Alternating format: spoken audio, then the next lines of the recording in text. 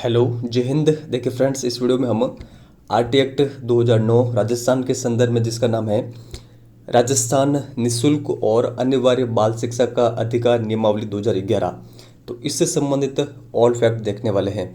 देखिए 100% यहाँ से हमारे एग्जाम में प्रश्न आएगा, क्योंकि देखिए जो आरटी एक्ट वाली यूनिट है वो थर्ड ग्रेड के सिलेबस में अलग से मेंशन है। उसमें भी जो विशेष राजस्थान के संदर्भ में भी वहाँ पर दे रखा है। तो आज हम आरटी एक्ट 2009 राजस्थान के संदर्भ में इसे कंप्लीट देखने वाले हैं और काफ़ी हेल्पफुल ये वीडियो आपके लिए रहेगा। तो जितने भी देखिए ये थ्योरी है ये आपको यहाँ पर लिख लीजिएगा और बार बार इसका रिवीजन करिएगा। तो चलिए शुरुआत करते हैं। देखिए पहले दो क्वेश्चन देख लेते हैं, उसके बाद में हम थ्योरी को स्टार्ट करते हैं। राजस्थान निःशुल्क और अनिवार्य बाल शिक्षा का अधिकार नियमावली 2011 को कितने भागों में बांटा गया है? अगर आपको इसका आंसर आता है तो आप बता सकते हैं, अदरवाइज हम जस्ट आगे यहाँ पर थ्योरी के अंतर्गत इसको देखेंगे। तो यहाँ पर कुल कितने भाग हैं आरटी एक्ट 2000 जो 11 है राजस्थान वाला, इसके अंतर्गत। जो अगला प्रश्न है हमारा, किस भाग का नाम विद्यालय प्रबंधन समिति है? भाग 2, 3, 7 या फिर 10? तो इसे भी हम आगे जस्ट देखने वाले हैं। तो इन दोनों प्रश्नों को आप ध्यान में रखिएगा। आगे देखते हैं। अब देखिए इसकी जो थ्योरी है वो हम यहाँ पर देख लेते हैं। तो देखिए इस अधिनियम का नाम क्या है? फर्स्ट बात आप ये ध्यान रखिएगा, राजस्थान निःशुल्क और अनिवार्य बाल शिक्षा का अधिकार नियमावली 2011। देखिए फर्स्ट ग्रेड एग्जाम के अंतर्गत ये क्वेश्चन पूछा जा चुका है कि राजस्थान के अंतर्गत जो आरटी एक्ट 2009 है इसको किस नाम से जाना जाता है। तो ये आपको ध्यान रखना है। देखिए राजस्थान में आरटी एक्ट 2009 की धारा 38 द्वारा प्रदत्त शक्तियों का प्रयोग करते हुए राज्य सरकार ने इस अधिनियम के प्रावधानों की क्रियान्विति हेतु राजस्थान निःशुल्क एवं अनिवार्य बाल शिक्षा का अधिकार नियमावली 2011 निर्मित कर 29 मार्च 2011 को अधिसूचना जारी की गई और इस अधिनियम में 10 भाग हैं और 29 नियमों का उल्लेख किया गया है। तो जो हमारा पहला प्रश्न था कि जो राजस्थान के संदर्भ में जो ये आरटी एक्ट है इसके अंतर्गत कुल कितने भाग है, तो कुल भाग है 10 भाग है और इसके अंतर्गत कुल धारा या फिर नियम कितने हैं, तो 29। तो ये आप कंटेक्स्ट ध्यान रखिएगा। अब यहाँ पर हम जो 10 भाग है इनको पहले देख लेते हैं, उसके बाद में जो 29 धाराएँ हैं या फिर 29 नियम है इनको देखेंगे। तो चलिए शुरुआत करते हैं। देखिए भाग फर्स्ट का नाम क्या है, इनका नाम आपको कंटेक्स्ट ध्यान में होना चाहिए।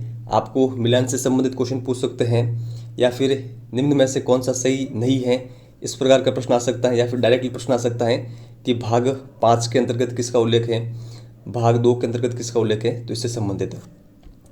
तो देखिए जस्ट आगे हमने क्या देखा था, जो हमारा सेकंड क्वेश्चन था कि विद्यालय प्रबंधन समिति का उल्लेख किस भाग में है, तो भाग 2 के अंतर्गत। भाग फर्स्ट में क्या है, भाग फर्स्ट का नाम है प्रारंभिक, तो ये आप ध्यान रखिएगा। भाग थर्ड का नाम है निःशुल्क और अनिवार्य शिक्षा का अधिकार। भाग 4 का नाम है राज्य सरकार और स्थानीय प्राधिकारी के कर्तव्य और दायित्व। भाग 5 का नाम है विद्यालयों और अध्यापकों के उत्तरदायित्व। भाग 6 का नाम है अध्यापक। भाग 7 का नाम क्या है, पाठ्यचर्या और प्रारंभिक शिक्षा का पूरा होना। भाग 8 का नाम है शिकायत निवारण।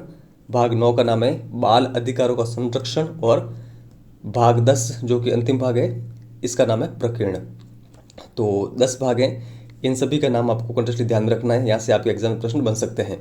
चलिए अब हम जितनी भी धारा हैं 29 धारा उनको देख लेते हैं, धारा का है या फिर नियम का है। तो नियम फर्स्ट क्या है, देखिए नियम फर्स्ट या फिर इसे हम धारा फर्स्ट भी कह सकते हैं, इसका नाम है संक्षिप्त नाम प्रसार और प्रारंभ। तो इसका नाम आपको ध्यान में रखना है। देखिए अब यहाँ से भाग फर्स्ट स्टार्ट होता है। भाग फर्स्ट का नाम क्या है, प्रारंभिक, जिसके अंतर्गत नियम 2 आता है। नियम 2 का नाम क्या है, परिभाषाएं। भाग सेकंड के अंतर्गत जिसका नाम है विद्यालय प्रबंधन समिति, इसके अंतर्गत क्या क्या है, देखिए इसके अंतर्गत 3 नियम हैं, 3, 4 और 5। तो नियम 3 क्या है, विद्यालय प्रबंधन समिति की संरचना और कृत्य।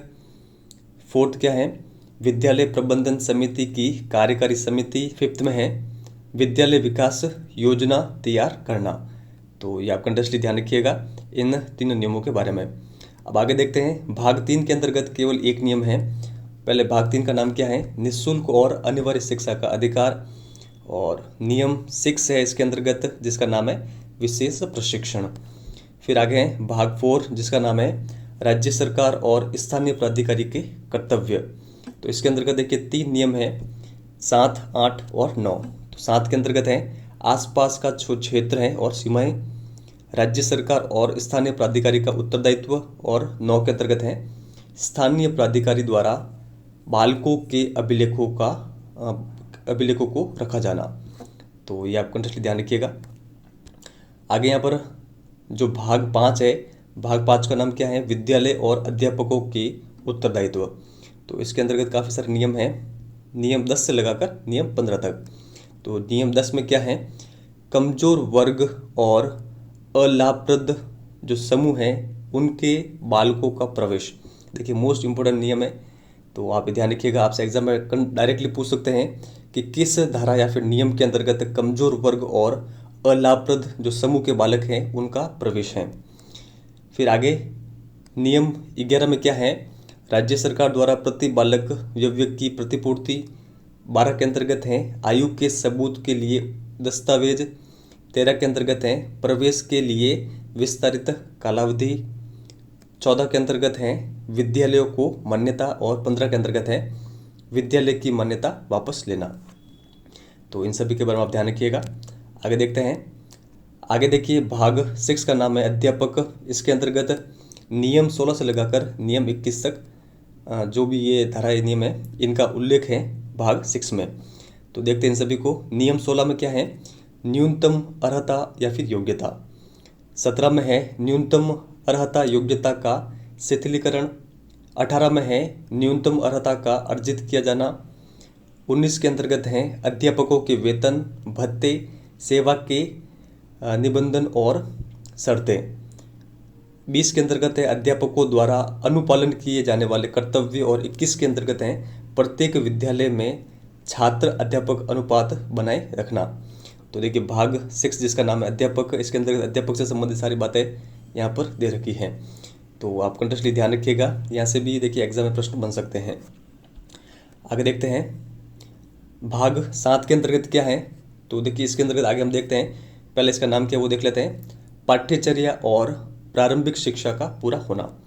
तो देखिए इसके अंतर्गत हैं 2 नियम या फिर 2 धाराएं, धारा 22 और 23।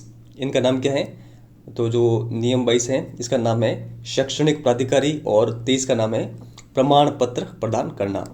आगे यहाँ पर भाग 8 जिसका नाम है शिकायत निवारण। इसके अंतर्गत देखिए 2 नियम है 24 और 25। 24 में उल्लेख है अध्यापकों के लिए शिकायत निवारण तंत्र। 25 के अंतर्गत बालकों और माता पिता की शिकायत का निवारण। तो ये आप कंटेक्स्ट ध्यान रखिएगा, ये भाग 8 के अंतर्गत 2 नियम हैं। आगे हैं भाग 9 बाल अधिकारों का संरक्षण, जिसके अंतर्गत नियम 26 से लगाकर 28 तक जो ये पूरा दे रखा है। तो नियम 26 में क्या है, राजस्थान राज्य बाल अधिकार संरक्षण आयोग द्वारा कृत्यों का निर्वहन।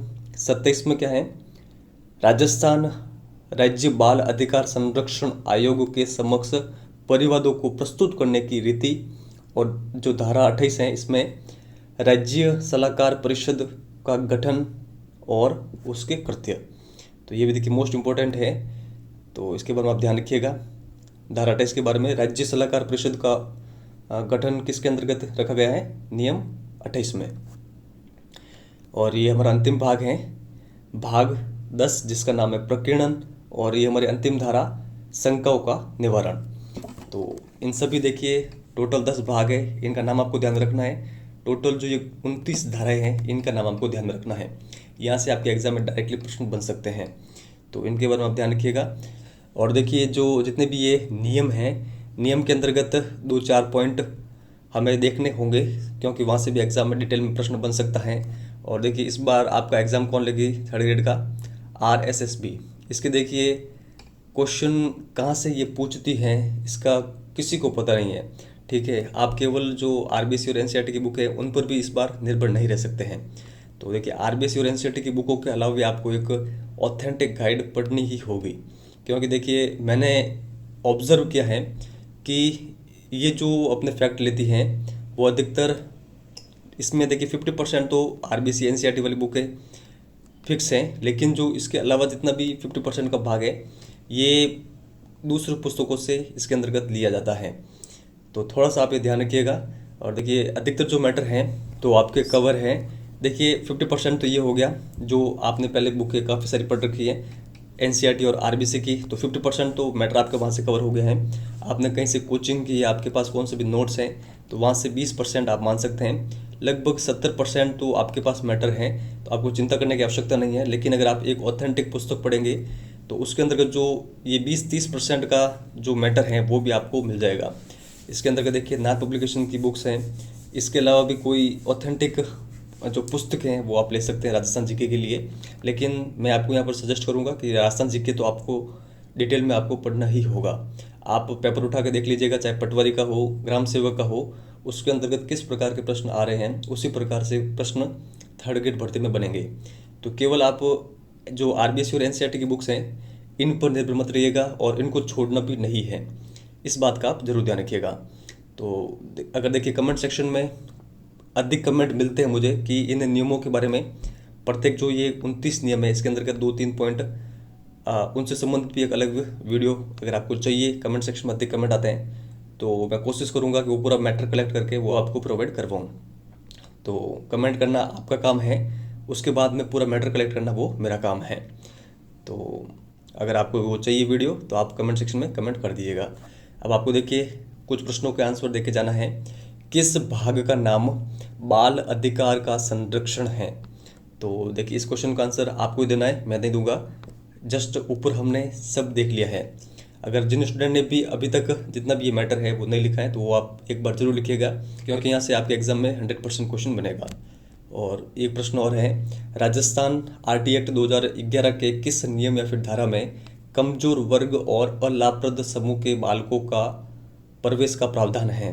तो ये किस धारा या फिर नियम के अंतर्गत प्रावधान है वो आपको बताना है।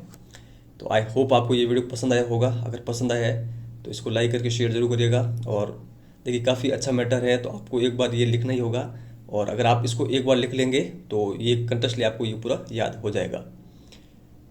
तो चलिए इस वीडियो में इतना ही। अगर वीडियो हेल्पफुल लगा हो तो लाइक शेयर जरूर करिएगा, चैनल पर नहीं तो सब्सक्राइब जरूर करिएगा। इस वीडियो में इतना ही है, धन्यवाद।